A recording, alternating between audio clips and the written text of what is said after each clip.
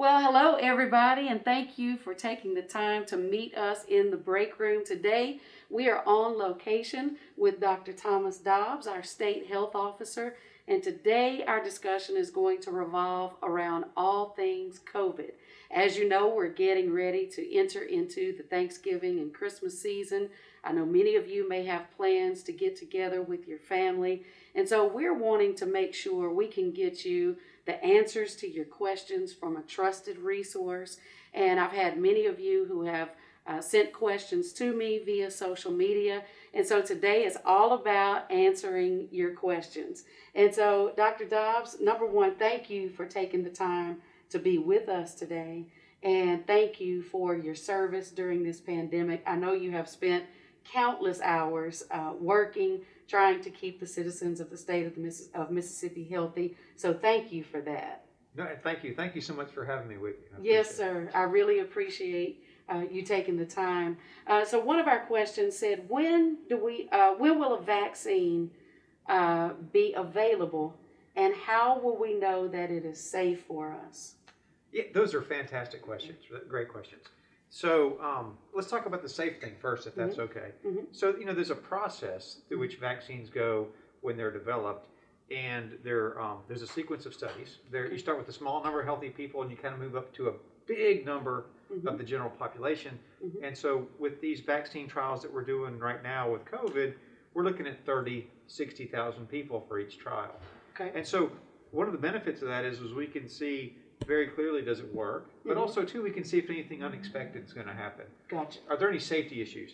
And so they'll be reviewed by external people who will look at all the outcomes to make sure nothing bad has happened. And then after it's released, then they monitor it, obviously. So we'll watch it very closely to make sure that we agree, too, that everything looks really safe when we start rolling it out here in Mississippi. Now, as far as when will the first doses be available in Mississippi, we do think that it's quite likely that we'll have an initial shipment available to us as early as mid to late December. Okay. But those will be available primarily for healthcare workers, people who are high risk exposed, Right. and then also first responders. And then after that, it's going to be high risk individuals, people who are older, chronic medical conditions, that sort of thing. For general population availability, it'll probably be some months later, maybe well into the spring. And this is just based on information we're getting from our federal partners. Right. And so you answered one of the next questions, which was who will it be available for? One of the other questions that was posed is, will people be required to take the vaccine? We have no anticipation that we would require it. Right. Now, certain healthcare organizations and stuff might at some point in the future have that as a requirement for employment, kind of like they do flu shot sometimes. But certainly at this time, at least from a state perspective, we wouldn't anticipate mandates, and we'll just have to kind of see going forward for individual healthcare scenarios. Okay. We know that we're getting ready to come into the Thanksgiving and the Christmas season.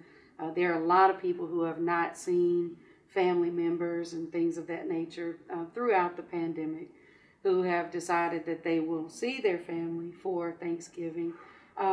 Can you kind of talk to us about that and really give people information and how people really need to approach the holidays? This year is unlike any other year. So can you give us some wisdom and some direction on how people need to approach the holiday season? When should they not go see family members? What should be the determining factor if it's safe to do so? Some of those kinds of things. Well, please understand that we're in the middle of a fall surge that continues to grow. Yes. And so we anticipate that when Thanksgiving gets here, there will be a lot of coronavirus in the community. Right. Fortunately, if you look at our case numbers, the number of cases in people over 65 is the lowest of all the age groups. So that's good for now. But we have to be very careful because it's real easy when we have these social gatherings around holidays to intermix people who are younger, higher risk of getting the infection, with people who are older and maybe have chronic medical conditions who are higher risk of dying. So it's going to be a real challenge. As far as recommendations on what to do, we do strongly recommend you to keep it small. and keep it within essentially your nuclear family. Gotcha. Really would recommend against traveling and seeing extended family, especially in large groups, Right. because please be patient. It's sometimes it seems distant and unlikely, but we see stories over and over again about someone's family being exposed and then dying. And if you want to be able to see folks the next Thanksgiving and the next and the next and the next, let's just take it easy this time and really just kind of keep it small and nuclear if possible with people in your household. So really we need to approach this particular holiday with the next few holidays in mind. That's a great mindset, yes. If we want to enjoy the future, we need to be careful with the present. Absolutely. Why does coronavirus, COVID, why does it seem to affect different people differently? So that's a great question, and there's a lot behind that. So we do know that younger folks tend not to get as sick as older folks and people with chronic medical conditions. So as far as that differentiation, there's several possibilities. Part of it's going to be the nature of the immune system reaction. Because it's the same thing with flu, right? I mean, older folks, so some of that's a similarity. So younger people have a little bit younger immune systems, a different immune response, and perhaps even have some immunity left over from other cold viruses and stuff that might help. I mean, some of that's theoretical. But as you get older, especially if people have diabetes or overweight and have heart disease or any of those things, we know that puts people at very high risk for especially overweight and diabetes. Those are a lot of folks who are going to get sick and die. The coronavirus is not just an infection of the respiratory system, it's a whole body infection. Right. And one of the things it does is it attacks blood vessels. And blood vessels are everywhere. And so if you have vascular disease from diabetes or hypertension, then you already have basically weakened blood vessels that then predispose you to some of the more severe outcomes. Well, that leads to another question. Someone was asking, are blood clots related to COVID? And if so, how would you know if you had one? So can you just kind of speak to us about how you're seeing this virus affect people's pulmonary system? Yeah, exactly. So that is right in line with what we're talking about. The coronavirus does make people more likely to have clots. Okay. It does make them more likely to have a small vessel and even like DVTs. We think about the venous clots. So because it causes inflammation of the blood vessels, we do see that, and probably some other things going on with that too, with some alteration in the way that our blood is thicker than it might be otherwise. So it's a real problem. And so when people are hospitalized, that's something they watch very closely, is looking at their coagulation and making sure they don't have clots. Okay. Another question that we have is, are people immune for a period of time after they catch and recover from COVID? And there's another related question: if you have it once, can you get it again? Fantastic questions. Your folks ask great questions. If you get it, you probably are going to be immune for a period of time. Okay. But it's going to be a matter of duration and degree. Okay. And so over time, people's ability to not get it again is going to diminish. Okay. That's going to be different for different people. Is it going to be 3 months? Is it going to be 6 months or a year on average? We don't really know. We do know that some people do get reinfected. And sometimes it's a lot milder, but sometimes it's not. So we still think that the vast majority of people will have some degree of pretty good immunity for a while. We know that from other coronaviruses that we see, because other types of coronaviruses do sometimes cause a cold. They cause common colds. We know that people can get those multiple years with the exact same strain. So it's kind of a thing about these type of viruses that you can get them year after year. And so as we look at a vaccine, it may well be that we'll have vaccines more than 1 year in a row. Gotcha. And so just like with the flu, we know there's different strains of the flu, influenza type A, influenza. So with COVID, are there different strains of COVID? Thank goodness not right now. Okay. Coronavirus doesn't mutate at the same sort of rate as flu virus does. And so we're not seeing the sort of dramatic sort of shifts in its genetics that would make the vaccine not work so well. But it can happen more gradually over time. So that may well happen, but it seems really clear that the ones that people are getting reinfected are actually getting reinfected with the exact same strain, which is kind of a curious thing about this type of virus. Okay. So one of the questions posed by someone on social media, she has a friend whose grandchild is basically being taken care of by an older grandmother. Okay. And so I know you don't want to get into the family dynamics, but what are some things people need to consider when they're asking older people to take care of younger children? Can you kind of speak to how this virus is affecting young children versus how it's affecting those who are more seasoned and up in age? Another great question. So for kids, if they get it, they're not going to get as sick. Right. But they might get it and have no symptoms and be able to spread it. So that's a real challenge because you could have somebody contagious and expose someone and never be aware of it. Probably the one, we've got to live. Right. And people have to be taken care of, and our kids need to be taken care of. Sure. So probably one of the most important things is to do everything you can to protect the child, to protect the caregiver. Right. And the ways that kids get it are the same ways that other people get it. But if we sort of talk about like the schools, what are we seeing in the schools?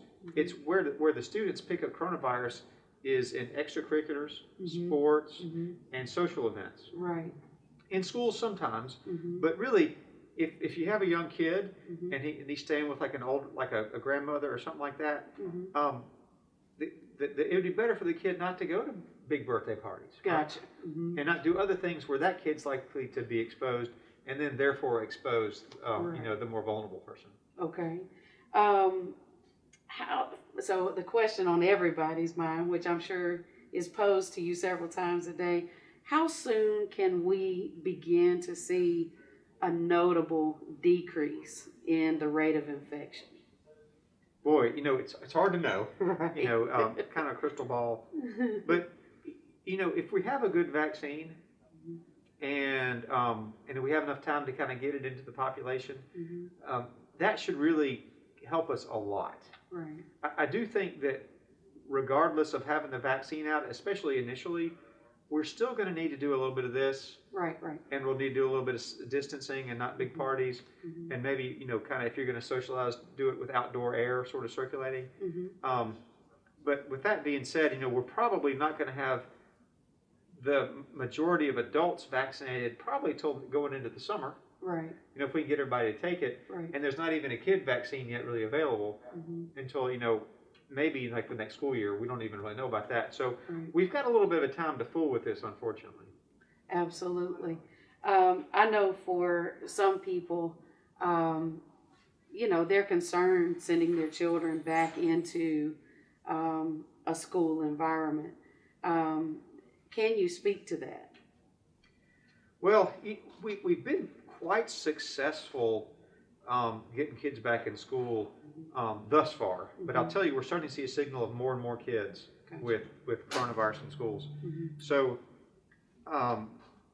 my kid is actually their school's still virtual. And so, there's nothing wrong with that. Right. Now, my child's a little bit older and can socialize that way. So it's a little bit easier for the older kids to do that. And the younger kids, it's really tough because, a fifth grader, or a 5-year-old can't really do much on the internet. But that being said, the things that are going to be highest risk is if you're looking at the risk for your kids. Certainly, virtual is great if it works for you and your kid and your family. We have over-engaged in social and athletic stuff. We just have. We've taken on a lot of risk with this. Right. And so my first thing would be like, if you can let your kid go forth without being part of that, and if the classroom is sort of the thing, the classroom is going to be the safer environment than these other things. Gotcha. So what are some natural remedies that people can use to kind of boost their immune system?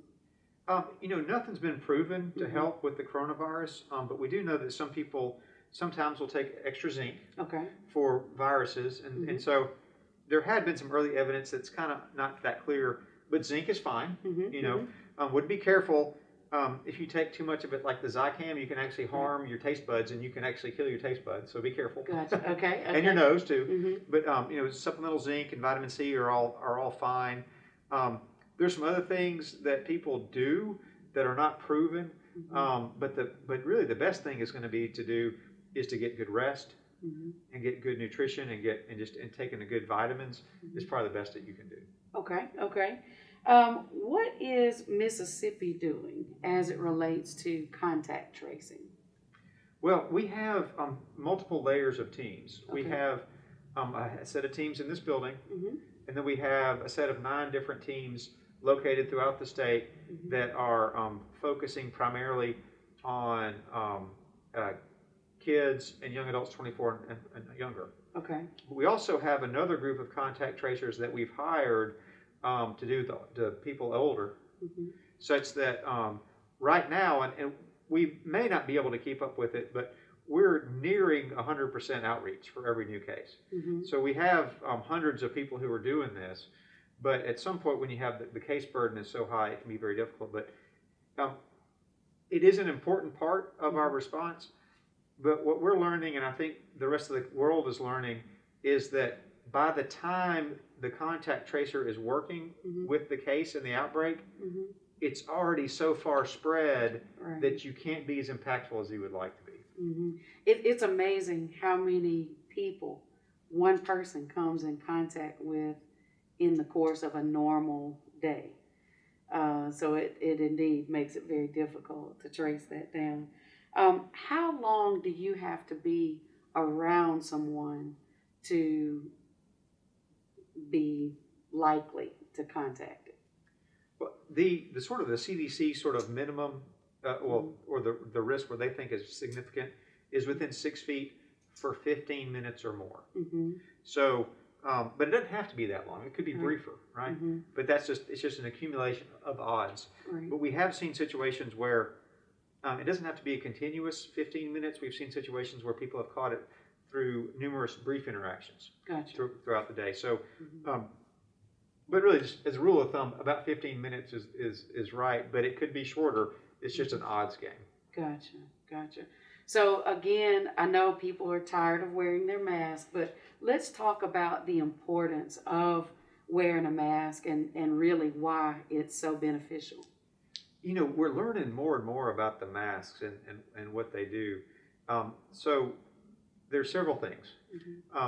Probably one of the most important ones is going to be if I have coronavirus and I'm wearing a mask, I'm not going to give it to everybody in the room. Right. Maybe somebody close to me. People who are super spreaders will fill a room with coronavirus. Wow. And so this keeps that from happening. Okay. Now, also, and I do think that the mask helps protect me as well. Sure. I mean, a good bit of the air that comes through here is going to be here. You're not going to get droplets on your face. Right. And there's another interesting phenomenon where it seems like if people are exposed to a smaller dose of coronavirus, they get less sick. Gotcha. And we've seen that, and it's a concept that goes along with other infections too. We had a interesting sort of natural experiment between 2 cruise ships. Ones where they wore masks and one where they didn't, and they had the same sort of age structure, kind of older people and that sort of thing. And the ones where they didn't wear masks, they had a bunch of people get sick, and they were a lot sicker. And the ones that did wear masks, they had people get sick, but the degree of illness was much lower. And part of the theory is if you get a smaller dose of infection, then you start getting sick, but you give your immune system more time to generate a response before you have the overwhelming infection. Okay. So in addition to wearing our mask, being faithful and diligent to wash our hands, use hand sanitizer, and social distancing, is there anything else that we can do to help avoid or decrease the likelihood of being exposed? Big groups. Okay. That's the big one. Social events are really killing us. If we look at the transmission, we've seen over and over again, a single high school party, usually sponsored by a parent, will close the whole school down. Wow. Because you'll have one or two people there at the party, and a whole bunch of people get it, and you basically just... So that's the thing. It's tough because we're social people. Right. And even if it's positive, reinforcing social interaction, if we have a lot of people, especially indoors, that's high risk. So I think, you know, and I will now go to a restaurant some, but I always eat outdoors. Right. And if I have friends over, you know, to visit a little bit, it'll always be like maybe at most maybe 2 or 4 other people. Sure. And we're always outdoors and separated. That fresh air makes a big difference. Okay.